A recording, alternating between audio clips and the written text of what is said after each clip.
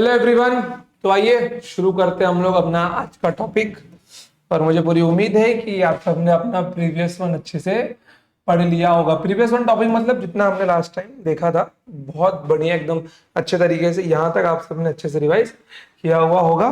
तो आइए बच्चों, आज का अपना अगला टॉपिक है इंटरनल एनर्जी। ठीक है बच्चों, अब एक बात आप लोग ध्यान में देना बच्चों, तो यहाँ से क्या होगा ना बच्चों, यहाँ से अपना जो सीक्वेंस है वो थोड़ा सा मे बी शायद टेक्स्ट बुक को फॉलो ना करे। ठीक है, क्योंकि बच्चों अपना टारगेट है सीईटी को लेकर।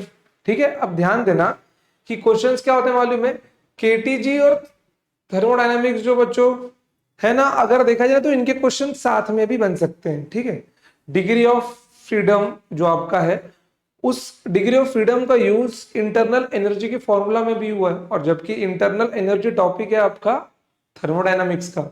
समझ गए? तो इसके लिए जो सीक्वेंस मैं आपको लेके चल रहा हूं उसमें ही आपको चलना है। हाँ, बस इतना आपको एक काम नक्की करना है कि टेक्स्ट बुक की रीडिंग चालू कर देनी है। समझ गए? टेक्स्ट बुक की रीडिंग करने से क्या होगा ना, आपका इमेजिनेशन बहुत अच्छा होगा। जो चीज मैं आपको फील करवाना चाहता हूँ थर्मोडायनामिक्स में, वो आप अच्छे से फील कर पाएंगे। ठीक है बच्चों, आइए तो बढ़ते हैं हम लोग अपने टॉपिक के ऊपर। थोड़ा सा इसको साइड में किया जाए। चलिए देखिए यहां पर क्या है, it depends upon the state, it depends upon the state, does not depend upon the path. जैसे कि आप हमने जो अपना वर्डन देखा था बच्चों, वो पाथ पे डिपेंड करता था। ठीक है, वो पाथ पे डिपेंड करता था, बट ये भाई साहब केवल स्टेट पे डिपेंड करते हैं। मीन्स कौन सा state? Initial position and final position. ठीक है बच्चों, initial state and final state, initial state and final state. ठीक है, अब ध्यान देना कि इंटरनल एनर्जी अपना होता है बच्चों kinetic energy plus potential energy, and for the ideal gas potential energy is zero. For the ideal gas potential energy zero, क्योंकि आइडियल गैस का जब हम लोग ने असम्पशन देखा था अपने केटीजी में, अगर अगर आपको याद हो केटीजी का फर्स्ट लेक्चर, हमने क्या देखा था कि जितने भी मॉलिक्यूल्स है बच्चों वो हमेशा मोशन में रहते हैं। कौन से? रेक्टिलिनियर मोशन में, बच्चों वो हमेशा स्ट्रेट लाइन में ही ट्रेवल करते हैं। तो भैया जब वो मोशन में, तो उनके पास पोटेंशियल एनर्जी होगा ही नहीं, उनके पास सिर्फ क्या होगा बच्चों, उनके पास सिर्फ और सिर्फ होगा काइनेटिक एनर्जी। अब ध्यान देना यहां पर summation of all types of kinetic energy. ठीक है, kinetic energy of all molecules due to all type of degree of freedom, due to all type of degree of freedom. Real में degree of freedom होता क्या है, ध्यान से देखना बच्चों। डिग्री ऑफ फ्रीडम आज आपका रिवाइज भी होगा, जो हमने केटीजी में देखा था, और आज थोड़ा और अच्छे से देखने की कोशिश करेंगे। ठीक है, देखिए डिग्री ऑफ फ्रीडम मतलब वो होता है कि हम लोग कितने वेज में एनर्जी को डिफाइन कर सकते हैं। हम लोग कितने वेज में एनर्जी को डिफाइन कर सकते हैं। जैसे फॉर एग्जांपल सपोज कीजिए कि अगर यहाँ पे एक मॉलिक्यूल है, जो कि मैं मान के लेता हूं मोनो एटॉमिक है। ठीक है, कौन सा मॉलिक्यूल है बच्चों? ये मोनो एटॉमिक है। तो इसके पास तीन रास्ते होंगे जाने के लिए, या तो ये एक्स में जाएगा, या तो ये वाई में ट्रेवल करेगा, या तो ये जेड में ट्रेवल करेगा। ठीक है, तो मोनो एटॉमिक का जो पाथ है बच्चों, वो तीन वेज में डिवाइड होना पॉसिबल है। अब एक आप बात ये बताइए कि अगर मैं इसका काइनेटिक एनर्जी लिखना चाहता हूं, ठीक है बच्चों, काइनेटिक एनर्जी एक्स के लिए क्या लिख सकता हूं मैं? Half M we x square लिख सकता हूं। काइनेटिक एनर्जी में अगर इसका वाई के लिए लिखना चाहता हूं, क्या बन जाएगा मेरे प्यारे बच्चों? ये half M we Y square बन जाएगा। और kinetic energy in the z direction क्या बन जाएगा बच्चों? Half M V Z square बन जाएगा। मतलब देख रहे हो कि मैं एक मोनो एटॉमिक मॉलिक्यूल का एनर्जी कितने वेज में डिफाइन कर सकता हूं? तीन वेज में डिफाइन कर सकता हूं। डेफिनेटली मैं इसको तीन वेज में डिफाइन कर सकता हूं। कोई प्रॉब्लम है यहां पर? बिल्कुल भी नहीं है। इसी वजह से, इसी तरीके से हम लोग अपने अपने अलग अलग टाइप्स के मॉलिक्यूल से, अगर वो मोनो एटॉमिक है, डाई एटॉमिक है, ट्राई एटॉमिक लीनियर है, जैसे कि हमने लास्ट टाइम पॉली एटॉमिक देखा था लेकिन हमने सिर्फ तीन लिए थे, तो उसको हम लोग ट्राई एटॉमिक लीनियर, मतलब poly atomic linear and non linear, तो यहाँ पे हम लोग उसको ट्राई एटॉमिक लीनियर और ट्राई एटॉमिक नॉन लीनियर भी बोल सकते हैं। समझ गए? कोई प्रॉब्लम यहाँ पे? तो मे बी आज तो आपका थोड़ा सा रिवीजन पार्ट होगा और थोड़ी सी नई चीजें आप लोग यहाँ पर सीखेंगे। ठीक है बच्चों, कोई प्रॉब्लम यहाँ पे आपको नहीं है? चलिए बढ़ते हैं आगे फिर। आइए तो एक काम करता हूं, मैं आपको रिवीजन ही करवा देता हूं। ठीक है, शॉर्ट सा रिवीजन जो आपके काम में आएगा। मोनो एटॉमिक, ठीक है, mono atomic gases. Monoatomic gases. एक यहाँ पे आप लोग नोट करके स्टेटमेंट लिख लिए मेरे प्यारे भाइयों। वो स्टेटमेंट ये है कि all noble gases are all noble gases are monoatomic gases. ठीक है प्यारे बच्चों, all noble gases are monoatomic gases. एक तो ये है, और मोनोएटॉमिक गैसेस होती भी है, समझ गए। जैसे कि हम लोग बोल सकते हैं हीलियम, नियॉन, आर्गन। मेरे प्यारे बच्चों ये क्या होगा, ये होगा मोनोएटॉमिक गैसेस। ठीक है, चलिए ध्यान दीजिए अभी यहाँ पर आइए, ये देखिए इसके पास डिग्री ऑफ फ्रीडम क्या होगा बच्चों, ये यहां भी जा सकता है, यहां भी जा सकता है, यहां भी जा सकता है। और हाँ, एक पार्टिकल के पास अगर कि हम लोग उसके एनर्जी को कितने वेज में डिफाइन कर सकते हैं, तो आप सबको पता है एनर्जी क्या क्या होती है। या तो वो ट्रांसलेशनल मोशन में होगा, या वाइब्रेशनल मोशन में होगा, या फिर रोटेशनल मोशन में होगा। बस यही तीन पॉसिबिलिटी है, इससे ज्यादा हमको देखना भी नहीं है। ठीक है, कोई दिक्कत है यहाँ पर नहीं। चलिए यहाँ पर ध्यान से देखिए, एक्स में जा पाएगा, वाई में जा पाएगा, जेड में जा पाएगा। तो काइनेटिक एनर्जी इन एक्स क्या बन जाएगा मेरे प्यारे बच्चों, half M we x square. Kinetic energy in y क्या बन जाएगा, half M we Y square. And kinetic energy in z बच्चों क्या बन जाएगा, half M V Z square. ठीक है, कोई प्रॉब्लम यहाँ तक आपको नहीं है बिल्कुल भी। और क्या इसके अंदर रोटेशनल नहीं आएगा बच्चों, बच्चों ध्यान से देना कि इसमें तीन ट्रांसलेशनल होता है। ठीक है, इसके अंदर क्या होता है, तीन ट्रांसलेशनल होते हैं। ठीक है, तीन ट्रांसलेशनल होते हैं। और रही बात रोटेशनल की मेरे प्यारे भाई, तो रोटेशनल इसके अंदर 0 होता है, क्योंकि इसका जो रेडियस है बहुत ही छोटा होगा। और अगर मैं रोटेशनल की बात करूं तो क्या बच्चों, ये शेप कैसा है इसका, स्फीयर जैसा है ना। तो I equals to 2/5 mr square. अब वो जो r है बच्चों 10⁻⁻10 बच्चों, उसका भी स्क्वायर, कितना छोटा नंबर बन गया ये। इसके लिए इसके अंदर रोटेशनल नहीं होता। तो इसका डिग्री ऑफ फ्रीडम कितना बन जाएगा मेरे प्यारे बच्चों, 1 2 3। मैं तीन वेज में इसके एनर्जी को, इंटरनल एनर्जी को डिफाइन कर सकता हूं। समझला, काय दिक्कत तुम्हाला नहीं। चला या आता आगे आओ मेरे प्यारे भाइयों, आगे आओ। दूसरा नंबर है डाई एटॉमिक गैसेस का।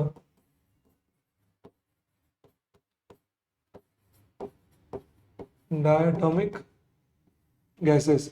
अब डाई एटॉमिक गैसेस में आप लोग देख सकते हो मेरे प्यारे बच्चों, क्या आता है बच्चों, N2 आता है, O2 आता है, और H2 आता है। क्या आता है बच्चों, N2 O2 और H2। तो एक काम करते हैं, हम लोग O2 का एग्जाम्पल ले लेते हैं। ठीक है, चलिए देखिए इसको यहां पर,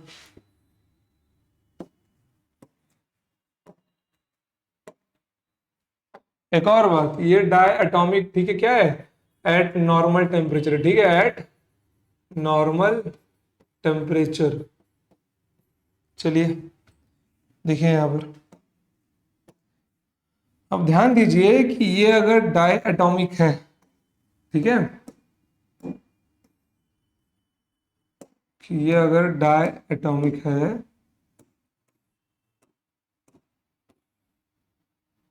अगर ये डाई एटॉमिक है मेरे प्यारे बच्चों, तो एक बात बताइए, ये कहां कहां जा सकता है, ये यहां जा पाएगा, दोनों एक साथ मिलके ऊपर जा सकते हैं, या जेड एक्सिस में आ सकते हैं। तो क्या मैं ये नहीं बोल सकता कि इसके पास तीन ट्रांसलेशनल होगा। क्या होगा बच्चों, इसके पास में तीन ट्रांसलेशनल मोशन की एनर्जीज होंगी। ठीक है, चलिए अब एक कॉमन सेंस की बात पे आते हैं, जहां पे मैं ये डायग्राम लेता हूं। एक बात बताओ, डाई एटॉमिक ये तो रोटेट भी करेगा यार, बिल्कुल क्यों नहीं करेगा, बेशक करेगा। एक बात बताओ, ये अगर इसी के अराउंड घूमने लगे, ये अगर इसी के अराउंड घूमने लगे, और इसका moment of inertia I x में लिखता हूं बच्चों, 2/5 mr स्क्वायर। अभी देखा हमने कि r की वैल्यू कितनी छोटी मेरे प्यारे बच्चों, बहुत छोटी है, पावर में -10 होता है, उसका भी स्क्वायर कर रहा हूं -20 हो जाएगा।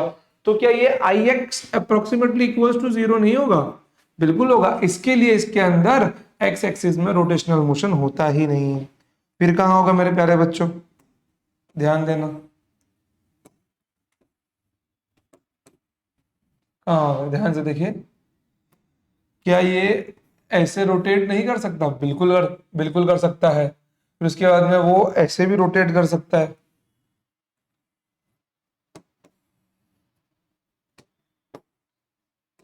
इसके बाद में वो ऐसे भी रोटेट कर सकता है घूम घूम के। समझ गया? तो इसके अंदर ट्रांसलेशन कितना पॉसिबल है बच्चों? ये इसका मोमेंट ऑफ इनर्शिया बन जाएगा I by M R 2/5 M R square, और इसका बन जाएगा I Z equals to 2/5 M R square. समझ गए? मोमेंट ऑफ इनर्शिया इसका। और इसका एनर्जी क्या बन जाएगा बच्चों? इसका एनर्जी बन जाएगा हाफ आई ओमेगा स्क्वायर। तो यहां पर मैं क्या बोल सकता हूँ मेरे प्यारे भाई, ये इसका, इसके पास होगा 2 रोटेशनल। कितना होगा? इसके पास होगा 2 रोटेशनल। मतलब कि मैं अगर एनर्जी लिखना चाहूं यहाँ पे एक्स वाई जेड, तो काइनेटिक एनर्जी, ठीक है बच्चों, काइनेटिक एनर्जी एक्स में कितना होगा इसके पास? Half M we x square, half M we x square.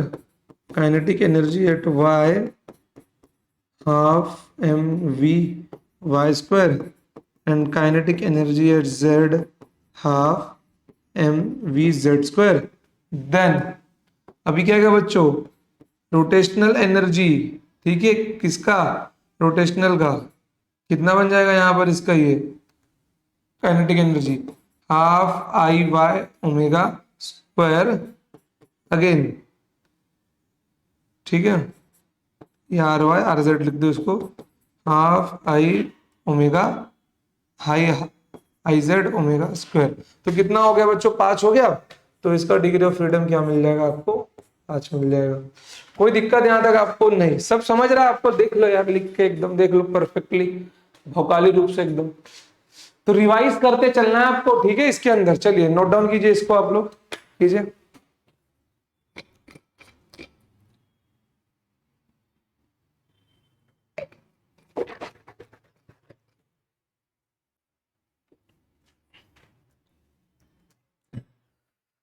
चलिए, तो आई होप कि आपको यहां तक समझ में आ गया होगा। तो अब मैं सीधा बच्चों आगे बढ़ता हूं। अगर आपको डिग्री ऑफ फ्रीडम रिवाइज भी करना होगा तो केटीजी वाला लेक्चर लगा के आप लोग देख सकते हैं, ठीक है? चलिए, तो एक छोटा सा इंट्रोडक्शन था। अब आइए यहां पर अपने मेन टेबल पे चलते हैं मेरे प्यारे भाई। ये टेबल आपको याद होना चाहिए। चाहिए तो इसको रट लो मेरे प्यारे भाई, रट लो। ये टेबल रट लो अपने दिमाग में, या फिर मैं कुछ फॉर्मूलाज बताऊंगा उसको ध्यान में रखना, ठीक है? एक काम करते फिर इस टेबल पे बाद में आते हैं। आइए इस टेबल पे हम लोग बाद में आते हैं, बढ़ते हैं पीछे वाले स्लाइड की ओर। तो आपको एक नया टॉपिक जो हम लोग ने अभी स्टार्ट किया था बच्चों, वो है अपना इंटरनल एनर्जी। ठीक है, क्या है वो? इंटरनल एनर्जी है। इंटरनल एनर्जी यू भी लिखते हैं और ए भी लिखते हैं, ठीक है? तो चलिए हम यहाँ पे यू ही लिखेंगे अपना, जहां जैसे यूनिट जिसको देख के अच्छा लगेगा उसको लिख देंगे। चलिए, कोई दिक्कत वाली बात नहीं। आइए अब यहाँ पर, अब देखिए, अब मैं आपको यहाँ पर इंटरनल एनर्जी थोड़ी सी फील करवाऊंगा। समझ गए? टॉपिक तो ये है ही, फर्स्ट लॉ तक मैं पहुंचा नहीं हूँ, फिर भी फर्स्ट लॉ का मैं यहाँ पे यूज करने वाला हूँ।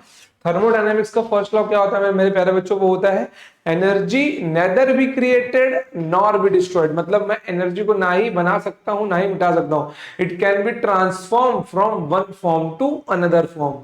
समझ गए? एनर्जी ना ही बनती है ना ही मिटती है, वो शाश्वत है। वो सिर्फ एक रूप से दूसरे रूप में क्या होती है बच्चों? परिवर्तित होती है। ठीक है, आइए यहां पर, अब देखिए मैं आपसे कहना क्या चाहता हूं। अब हम लोग अगर थर्मोडायनेमिक्स की भाषा में बात करते हैं, अब अगर हम लोग थर्मोडायनेमिक्स की भाषा में बच्चों बात करते हैं, तो सपोज कीजिए कि यहां पर एक कंटेनर है। समझ गए? यहां पर क्या है मेरे प्यारे बच्चों? यहां पर एक कंटेनर है, ठीक है? और इस कंटेनर में यहां तक गैस भरा हुआ है। इस कंटेनर में यहां तक गैस भरा हुआ है, ठीक है? और इस कंटेनर के नीचे मैंने लगा रखा है एक बर्नर, ठीक है, जो इसको हीट एनर्जी प्रोवाइड करेगा। सपोज कीजिए इस गैस का अपना प्रेशर है, अपना वॉल्यूम है, अपना टेम्परेचर है, ठीक है? और यहाँ पर एक पिस्टन लगा हुआ है मूवेबल। अगर पिस्टन नहीं भी लगाओगे तो भी सेम कहानी ही बनेगी, ठीक है? चलिए अब इमेजिन करिए मेरे प्यारे बच्चों, इसको मैं हीट एनर्जी दे रहा हूं कंटिन्यू, ठीक है, इसको मैंने हीट एनर्जी डी क्यू दिया, बिल्कुल इसको मैंने हीट एनर्जी डी क्यू दिया। अब एक बात बताओ, ये हीट एनर्जी डी क्यू जब सिस्टम के अंदर जाएगी, अब ये तो सिस्टम पे डिपेंड करता है, गैस के नेचर पे डिपेंड करता है कि वो उसका यूज कैसे करेगा। फॉर एग्जाम्पल हम ह्यूमन बींग्स हैं, हम भोजन करते हैं, ठीक है, हम भोजन करते हैं बच्चों, तो हमारे शरीर को ताकत मिलता है, हम लोग खाना खाते हैं तो हमारे शरीर को ताकत मिलता है। अब वो हमारे ऊपर है कि वो जो ताकत, वो जो एनर्जी हमको मिली, हम उसका यूज कैसे करते हैं। अगर हम लोग कुछ काम करते हैं तो वो एनर्जी वहां पे यूज हो गई बच्चों, अगर वो पूरी एनर्जी यूज नहीं हुई है तो वो एज इंटरनल एनर्जी बन के हमारे बॉडी में स्टोर हो जाएगी। सपोज कीजिए कि आपने जो खाना खाया है बच्चों वो है 400 कैलोरी का, ठीक है, 400 कैलोरी का आपने खाना खाया और आपने वर्क डन, मतलब जो आपने काम किया है उसके अंदर आपका टोटल वर्क डन हुआ है मेरे प्यारे बच्चों, मान के चलिए 150-200 के आसपास, तो 200 बच गए ना। तो यहाँ पर क्या होगा मेरे प्यारे बच्चों, ये जो 200 बच गए हैं ये आपका स्टोर होगा एज ए इंटरनल एनर्जी। मतलब गैस के पास तो इंटरनल एनर्जी पहले से होता है, और मिलने के बाद में क्या होगा, इसका इंटरनल एनर्जी बढ़ जाएगा, मतलब क्या होगा, चेंज हो जाएगा। तो ध्यान से देखना मेरे प्यारे भाई कि ये हो गया डीक्यू। डीक्यू जो हीट एनर्जी मिलती है, गैस उसको दो हिस्सों में यूज करता है, एक तो वर्क डन के लिए और एक इंटरनल एनर्जी बनकर उसी में रह जाती है मेरे प्यारे भाई। वर्क डन मतलब क्या होगा बच्चों, वर्क डन मतलब होगा वॉल्यूम चेंज होगा उसका, क्या होगा मेरे प्यारे भाई, उसका वॉल्यूम चेंज होगा। समझ गए, अगर वॉल्यूम चेंज हो रहा है मतलब वहां पे वर्क डन हो रहा है, अगर वॉल्यूम चेंज हो रहा है मतलब वहां पे वर्क डन हो रहा है। और इंटरनल एनर्जी बन के क्या होगा बच्चों, चेंज इन इंटरनल एनर्जी अपने को शो होगा, change in internal energy, change in internal energy. तो ये इंटरनल एनर्जी वही है मेरे प्यारे बच्चों जो हीट एनर्जी के द्वारा हमको मिलता है, और इसी से थर्मोडायनामिक का फर्स्ट लॉ बना हुआ है, D Q equals to D U plus D W. तो समझ गए आप लोग मैं आपसे क्या कहना चाहता हूं। तो जितनी टोटल हीट एनर्जी हम सिस्टम को देते हैं, जितनी हीट एनर्जी हम सिस्टम को देते हैं, सिस्टम हुस हीट एनर्जी से क्या करता है, सिस्टम के अंदर जो गैस है वो उस हीट एनर्जी का यूज दो वेज में करता है। वर्क डन करेगा तो वॉल्यूम चेंज होगा, और ये पिस्टन फिक्स नहीं मेरे प्यारे, पिस्टन मूवेबल है, ठीक है, अगर पिस्टन नहीं भी लगा होगा तो भी वॉल्यूम क्या होगा, वॉल्यूम चेंज होगा। और वर्क डन होने के बाद में, वॉल्यूम चेंज होने के बाद में जो बचा कुचा होगा बच्चों वो उसके इंटरनल एनर्जी में चेंज लाएगा, बस मतलब उसका इंटरनल एनर्जी बढ़ जाएगा, राइज हो जाएगा। इतना समझ में आया आपको। तो इंटरनल एनर्जी कहां से आता है बच्चों, दिए हुए हीट एनर्जी के पास से आता है। और ऑब्जेक्ट के पास पहले से भी कुछ इंटरनल एनर्जी होता है, ये मत मानिए कि कुछ नहीं होगा, कुछ ना कुछ तो रहेगा। इसके लिए हम ये नहीं बोलते कि ये इंटरनल एनर्जी उसको फर्स्ट टाइम दे रहा, नहीं, वो उसके इंटरनल एनर्जी में चेंज ला रहा है। हम जब उसको इंटरनल एनर्जी प्रोवाइड करेंगे तो वो अपने इंटरनल एनर्जी में वो चेंज लाएगा, ठीक है, समझ गया इतना, कोई दिक्कत नहीं है बिल्कुल। चलिए लिखिए इसको, इतना ड्रॉ कर लो आप लोग। चलिए तो काम करते हैं, नया स्लाइड ही ले लेते हैं यार। चलिए ध्यान से देखिए, अब जो इंटरनल एनर्जी होता है, जो इंटरनल एनर्जी यू होता है मेरे प्यारे बच्चों, ये किस पे डिपेंड करता है, ये डिपेंड करता है टेम्परेचर के ऊपर कंप्लीटली। एक बात ध्यान में रखना, internal energy completely depends upon the temperature, और किसी चीज पे हो या ना हो मेरे प्यारे भाई, ये टेम्परेचर पे पूरा पूरा डिपेंड करता है। आपको अगर याद हो तो मैंने सीपी और सीवी का रिलेशन बताया था, मैंने क्या बोला था, internal energy completely depends upon the temperature. इसलिए वहां पे जो अपने को डीयू मिला था, चेंज इन इंटरनल एनर्जी एनसीवीडीटी, वो मैंने कहा यूज किया था, थर्मोडायनामिक के फर्स्ट लॉ, जब हम लोग सीपी कैलकुलेट कर रहे थे प्यारे भाई। कौन सा सीपी और सीवी का relation, CP minus CV equals to R, ठीक है। तो वहां पे जब हम लोग वो रिलेशन कैलकुलेट कर रहे थे, यूज कर रहे थे, तो वहां पे मैंने क्या dq equals to D W plus D U में क्या यूज किया था, एट कांस्टेंट प्रेशर वाले मैंने एनसीवीडीटी रखा था। क्यों, क्योंकि जब मेरे को राइज इन टेम्परेचर डीटी ही करना है, जब राइज इन टेम्परेचर डीटी ही होगा तो मैं कांस्टेंट वॉल्यूम पे रख के उसकी हीट कैपेसिटी लिखूं या फिर कांस्टेंट प्रेशर पे रख के देखो, दोनों में चेंज इन इंटरनल एनर्जी उतना ही होगा क्योंकि change in temperature dt same है। समझ गए? कोई प्रॉब्लम यहाँ पे आपको? कोई प्रॉब्लम नहीं है, ठीक है। ओके बच्चों, चलिए, तो ये डिपेंड और किन फैक्टर्स पे डिपेंड करता है बच्चों? नंबर ऑफ मॉलिक्यूल्स और डिग्री ऑफ फ्रीडम के ऊपर भी डिपेंड करता है, बट कंप्लीटली हम लोग बोल सकते हैं बच्चों टेम्परेचर पे। अब ये NF जो है ना, इसके फॉर्मूले में काम आएगा। चलिए, अब आप लोग मुझे एक चीज बताइए मेरे प्यारे भाई, इंटरनल एनर्जी, ठीक है बच्चों, internal energy of one molecule, internal energy of one molecule, one molecule due to 1 degree of freedom, due to 1 degree of freedom, ठीक है प्यारे भाई, due to 1 degree of freedom. क्या मिल जाएगा मेरे को मेरे प्यारे बच्चों? एक बात बताओ, ये क्या होगा? 1 degree of freedom, internal energy और एनर्जी, क्या आपको याद नहीं है? मैंने करवाया था 1/2 kBT, कितना होगा ये? 1/2 kBT। अब ये कहां से आया प्यारे बच्चों? आपको क्या law of equipartition of energy याद है कि नहीं याद है? याद होना चाहिए। हमको क्या मिला था? 3/2 kBT मिला था, ठीक है। तो 3/2 kBT में बच्चों 3 हिस्से थे, 1/2 kBT, 1/2 kBT, 1/2 kBT, समझ गए? तो internal energy of one molecule due to 1 degree of freedom is 1/2 kBT। अगर नहीं क्लियर हो रहा बच्चों, KTG रिवाइज करके वो वीडियो वापस देखो जाओ, ठीक है। चलिए आगे बढ़ते हैं भाई, अपने पास तो सिस्टम है, तो हम लिखेंगे थोड़ी, हम करेंगे यहां से कॉपी और पेस्ट। चलिए यहां देखिए, internal energy of n molecules due to 1 degree of freedom, क्या बन जाएगा ये मेरे प्यारे बच्चे? 1/2 n kBT। Number of molecules क्या होंगे? मल्टीप्लाई हो जाएंगे।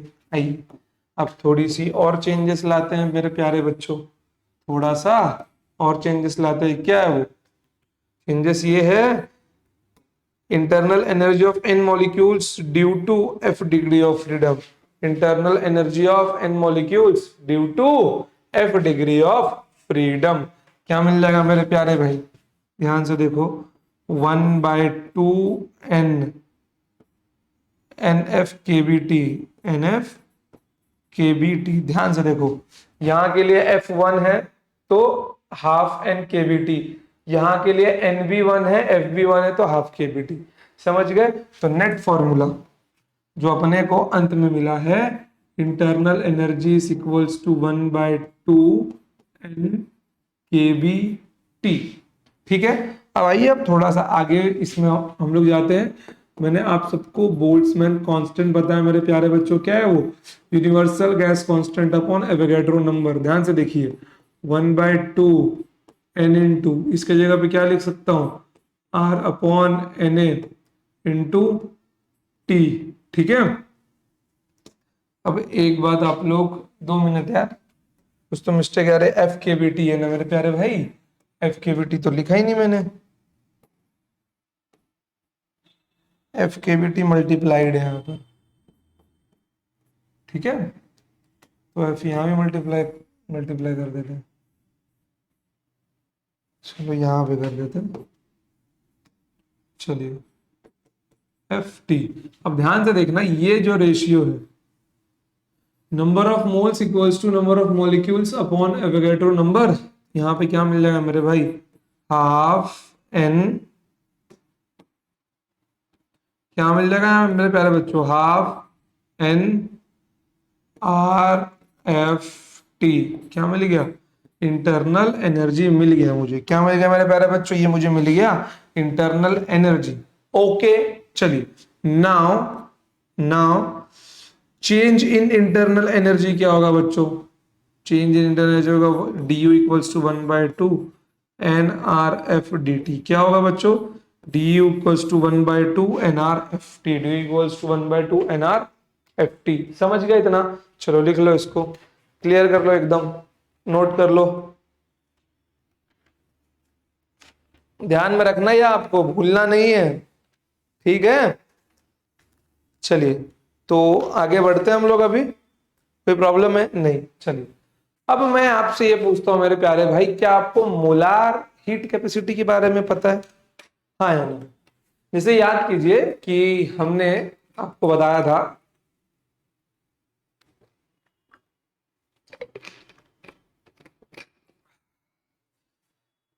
जैसे याद कीजिए हमने बताया था मोलार हीट कैपेसिटी दो टाइप में होती है, एक होता है molar specific heat capacity eight constant pressure, और एक होता है molar specific heat capacity at constant volume, CP और CV.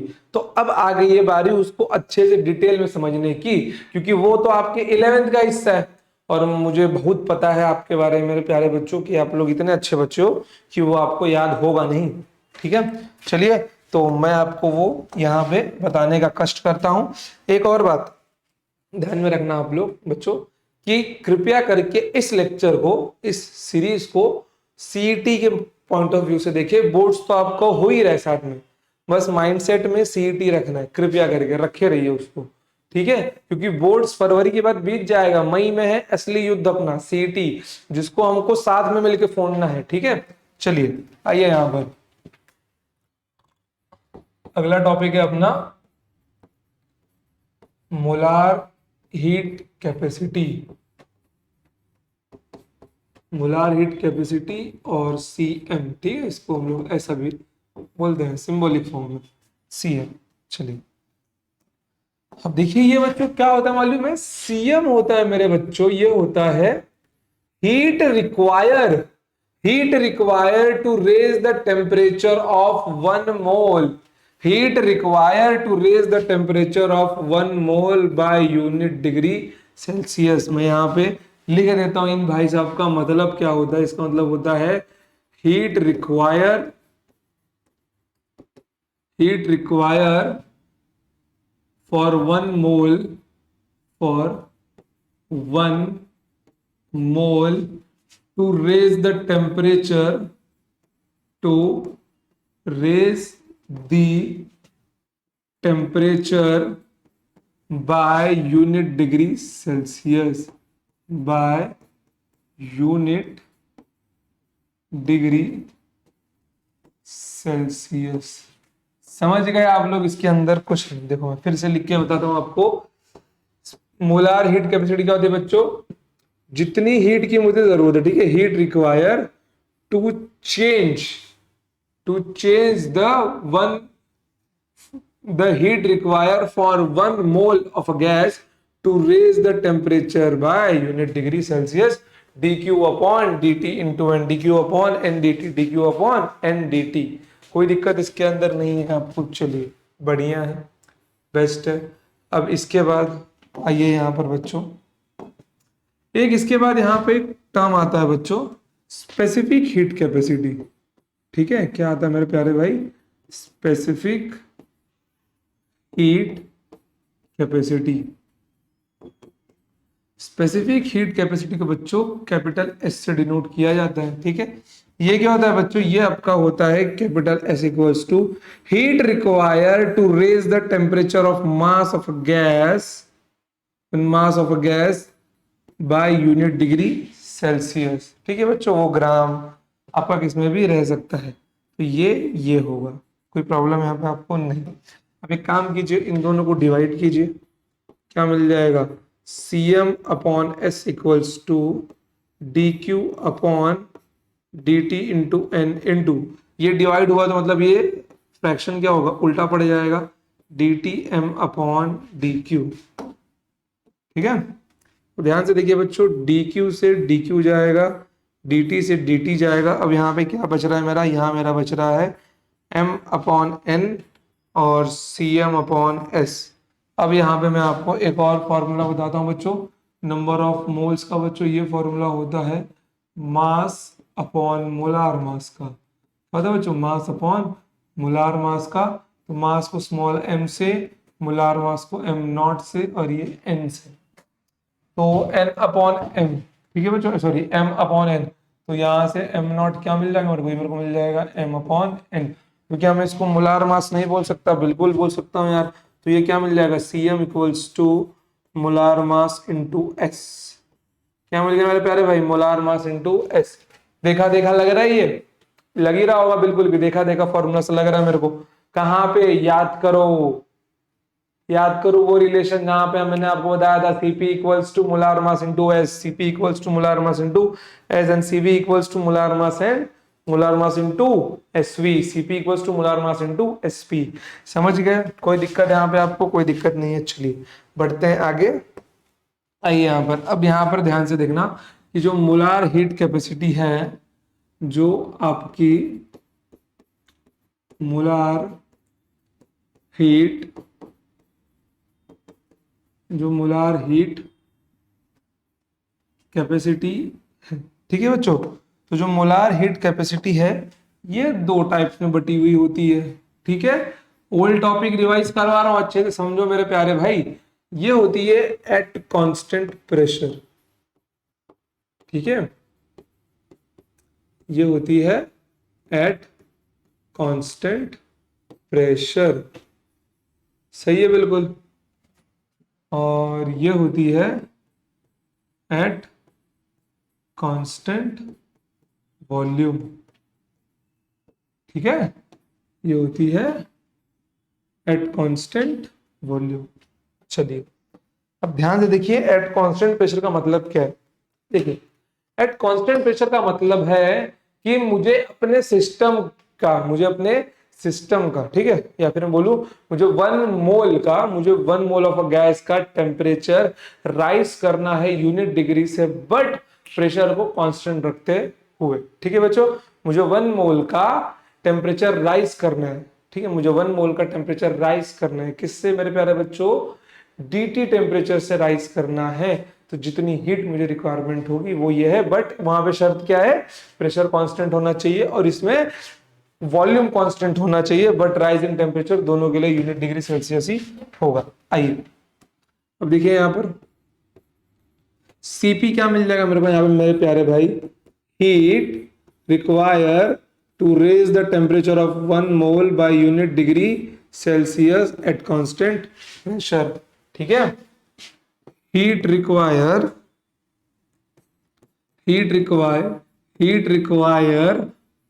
for 1 mole of a gas to raise the temperature by dt at constant volume, ठीक है बच्चों, at constant volume।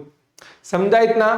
कोई दिक्कत नहीं है। चलिए बेस्ट है यहाँ पर। आइए अब यहाँ पे आपका जो इंपॉर्टेंट रिलेशन है इन दोनों को लेके बच्चों मेरे प्यारे भाई, क्या है वो? Cp minus CV into R है। क्या है प्यारे बच्चों? Cp minus CV into R है। कोई दिक्कत यहाँ पे आपको? कोई परेशानी? बिल्कुल भी नहीं, क्लियर एकदम मक्खन जैसा। समझ गए? तो यहाँ पे एक बात बताइए, dq क्या मिलने वाला है? dq आपको मिलने वाला है ncp dt। क्या मिलने वाला बच्चों? dq आपको मिलने वाला है ncp dt। और यहाँ से dq क्या मिल जाएगा मेरे को? यहाँ से dq मेरे को मिल जाएगा ncv dt। क्या मिल जाएगा? ncv dt मिल जाएगा। चलिए कोई दिक्कत? अब एक बात याद कीजिए, KTG में जब हम लोग Cp और Cv का कौन सा एडियाबैटिक रेशियो कैलकुलेट कर रहे थे, तो Cp और Cv सेपरेट निकालना पड़ रहा था। Cv में कैलकुलेट कर रहा था एनर्जी से, ठीक है, Cv में कैलकुलेट कर रहा था एनर्जी के इक्वेशन से, और Cp मेरे को मिल रहा था Cp minus Cv equals to R के इक्वेशन से। तो उतना क्या मगजमारी करना सही है पेपर के लिए? बिल्कुल भी नहीं। तो अब मैं आपको यहाँ पे कुछ डायरेक्ट चीजें बताऊंगा जिससे आपको सीधा वहां पर उसको यूज करना, ठीक है। चलिए यहाँ पर आइए, अभी बढ़िए आगे।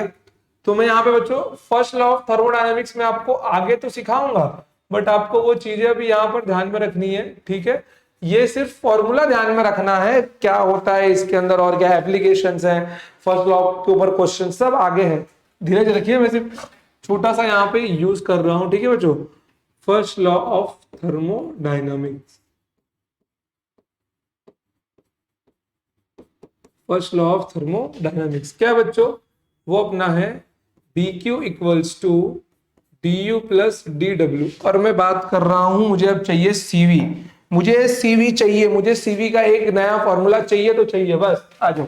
तो यहाँ पे मेरे प्यारे भाई मैं कौन सा केस लगाऊंगा, एट कांस्टेंट वॉल्यूम वाला। ठीक है, कौन सा लगाऊंगा, एट कांस्टेंट वॉल्यूम वाला। तो मुझे यहाँ पर बच्चों, जब अगर मेरा क्या हो जाएगा, वॉल्यूम कांस्टेंट है तो चेंज इन वॉल्यूम जीरो होगा। जब चेंज इन वॉल्यूम जीरो होगा मेरे प्यारे भाई, तो वर्क डन भी तो जीरो हो जाएगा। तो ये जो इक्वेशन है यहाँ पर क्या बचने वाला है, सिर्फ यहाँ पर बचने वाला है D Q equals to D U.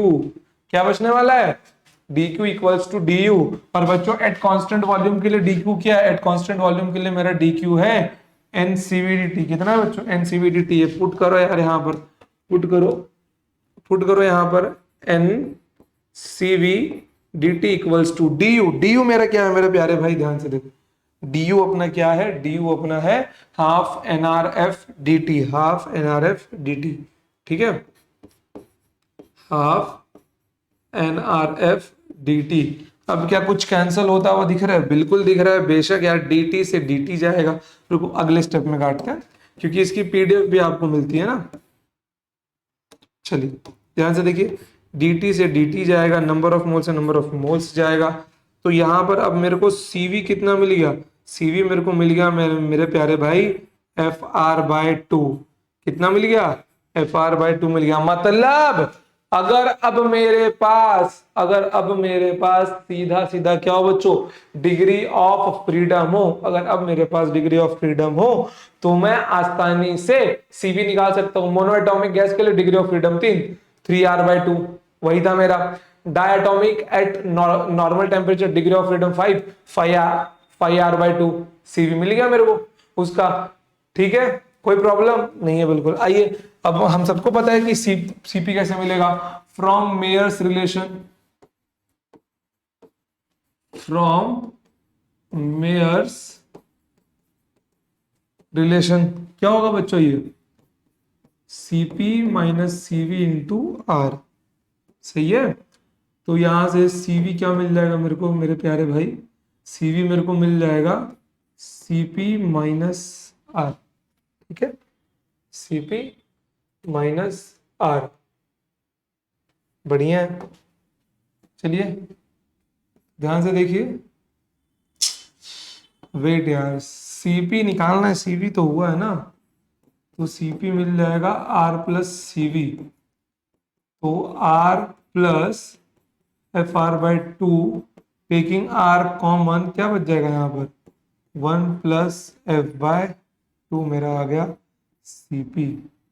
क्या आ गया मेरा मेरे बच्चों, यह आ गया मेरा CP R into 1 plus F/2। अब CP भी मिल जाएगा मेरे प्यारे भाई। मोनोएटॉमिक गैस के लिए 3 रखो यार, कितना बन जाएगा 5/2R, खत्म। 5/3 मेरा होता है, दोनों को डिवाइड कर दोगे तो, दोनों को डिवाइड कर दोगे तो मेरे को मिल नहीं जाएगा, बिल्कुल मिल जाएगा यार। समझे कि नहीं समझे, समझ गए, कोई प्रॉब्लम है यहाँ पे आपको नहीं है बिल्कुल भी। आइए अब देखिए, सीपी मिल गया, सीवी मिल गया, तो क्या आपको ये नहीं लगता चाहिए कि यार अब भाई इतना मिल ही गया है तो सर अब एडियाबैटिक रेशियो का भी एक डायरेक्ट फॉर्मूला दे ही दो, एडियाबैटिक रेशियो का भी अब डायरेक्ट फॉर्मूला दे ही दो कि सीधा डिग्री ऑफ फ्रीडम रखो, एडियाबैटिक रेशियो मिलना चाहिए, डिग्री ऑफ फ्रीडम रखो, एडियाबैटिक रेशियो मिलना चाहिए। ठीक है, चलिए तो आइए बढ़ते हैं आगे अगले स्लाइड की ओर। चलिए, एडियाबैटिक रेशियो,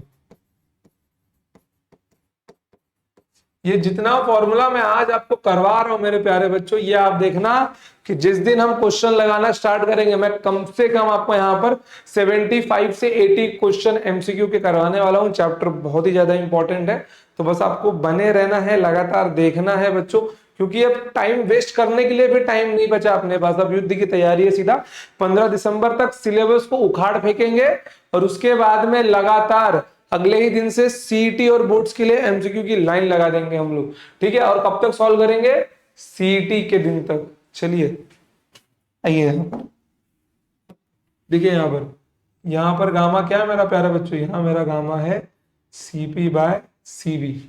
ठीक है, तो यहां पर मैं CP को क्या बोल सकता हूं, गामा टाइम्स CV बोल सकता हूं, बिल्कुल बोल सकता हूं। और मेरा मेयर्स रिलेशन क्या है बच्चों, Cp minus Cv equals to R। ठीक है, Cp की जगह पर रख दो ये gamma time Cv, gamma time Cv minus Cv equals to R। तो यहाँ पे गामा Cv कॉमन ले लो, Cv कॉमन ले लोगे तो यहाँ पे क्या मिल जाएगा, Cv कॉमन लगे तो यहाँ मिल जाएगा गामा माइनस 1 इंटू R। तो Cv का एक फॉर्मूला और मिल गया मेरे प्यारे बच्चों, तो Cv equals to R upon gamma minus 1। ठीक है बच्चों, Cv equals to R upon gamma minus 1। मतलब अब अगर आपके पास गामा हो तो आप लोग Cv निकाल सकते हो, बट अपना बेस्ट फॉर्मूला Cv निकालने के लिए प्यारा बच्चों डिग्री ऑफ फ्रीडम ही काफी है Cv निकालने के लिए, यहां तक नहीं जाना। फिर भी ठीक है, मान सकते हो कि इसका आगे आपको एमसीक्यू में यूज होगा, तो मैं रखता हूं यहां पर। ठीक है, चलिए इतना मिल गया मेरे को। आइए यहां पर Cv equals to R upon gamma minus 1. So we can see that Cv अपना क्या होता है बच्चों, Fr upon 2 equals to R upon gamma minus 1। तो I can see that R से R कैंसल होगा। ठीक है, कोई प्रॉब्लम है यहाँ पे, क्या बच गया बच्चों, 1 upon gamma minus 1 equals to F upon 2। तो इसको वहां भेज दो यार, 2 upon gamma minus 1 equals to F। इसको यहां ले आओ, कितना मिल जाएगा, 2 by F equals to gamma minus 1। ठीक है, गामा कितना मिल जाएगा, 1 plus 2 by F, 1 plus 2 by F मेरे को क्या मिल जाएगा मेरे प्यारे बच्चों, 1 प्लस 2 बाय एफ मेरे को मिल जाएगा गामा। चलिए तो इसका टेस्ट एंड ट्रायल भी कर लिया जाए फॉर मोनो एटॉमिक गैस। ठीक है, मोनो एटॉमिक गैस गामा कितना होगा, मोनो एटॉमिक गैस के लिए डिग्री ऑफ फ्रीडम 3 होता है बच्चों, gamma equals to 1 plus 2 by F है ना, तो 2 बाय एफ में एफ की जगह 3 रख दो, कितना मिल गया बच्चों, 5/3। ओप्स, सीधा ना ही सीवी निकालना है ना ही सीपी निकालना है, सीधा पुट करो आंसर, सीधा पुट करो आंसर झोली में, सीधा पुट करो आंसर झोली में। और एक और बात, कौन सी बात, आप लोग चाहो तो सीपी माइनस सीवी करके भी चाहो तो कैलकुलेट कर सकते हो, बट थोड़ा सा कैलकुलेशन वहां आपका लेंदी होगा, ये एकदम सिंपल है। ठीक है, चलिए तो आइए एक बार, आज हमने बहुत सारे फॉर्मूलाज निकाल लिए हैं अच्छे से। ठीक है बच्चों, चलिए तो लेक्चर भी अपना लगभग 40-50 मिनट हो ही गया है। ठीक है, तो एक क्वेश्चन करते हुए जाएंगे आप लोग, या फिर मैं आपको वो होमवर्क दे दूं। उप्स, यहाँ ये तो अपना छूटना भी नहीं चाहिए। देखिए होमवर्क पे आते हैं, सबसे पहले इसको देखिए, ये जो टेबल है मोस्ट इंपॉर्टेंट है मेरे प्यारे भाई, ये आपकी जुबान पर रटा हुआ होना चाहिए कि मैं पूछूं तो धड़ा से निकले, सर सीवी है, सीपी है, गामा ये होगा। ठीक है, ध्यान से देखो यहां पर। ठीक है, ये गामा है, गामा, ध्यान से देखिए बच्चों, मोनो एटॉमिक गैस के लिए डिग्री ऑफ फ्रीडम बच्चों 3 होता है, 3 ट्रांसलेशनल और 0 रोटेशनल। 3 डाई एटॉमिक गैस, आप लोग बोल सकते हो diatomic at normal temperature.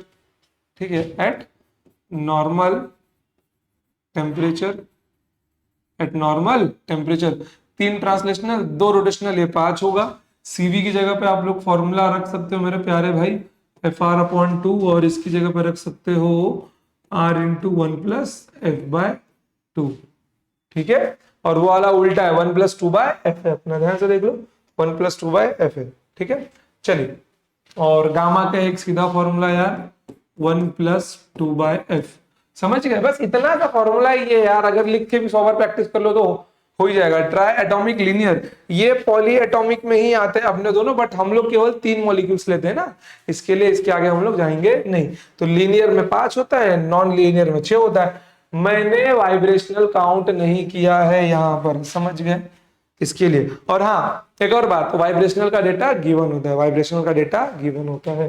ठीक है, diatomic at higher temperature मेरे प्यारे भाई, 3 ट्रांसलेशनल 2 रोटेशनल और 2 वाइब्रेशनल, 2 वाइब्रेशनल कितने होंगे, 7 होंगे, कंफर्म है ये। ठीक है, चलिए तो ये टेबल सिंपल है, और ध्यान से देखना बच्चों, यहाँ पे ये गामा के रेशियो की वैल्यू भी दी गई है। समझ गए आप लोग, कोई प्रॉब्लम यहाँ पे आपको, ये 1.4 है, 14 नहीं है। चलिए क्लियर हो गया आपको। आइए तो आपके लिए काम करते हैं बच्चों, होमवर्क छोड़े जाते हैं।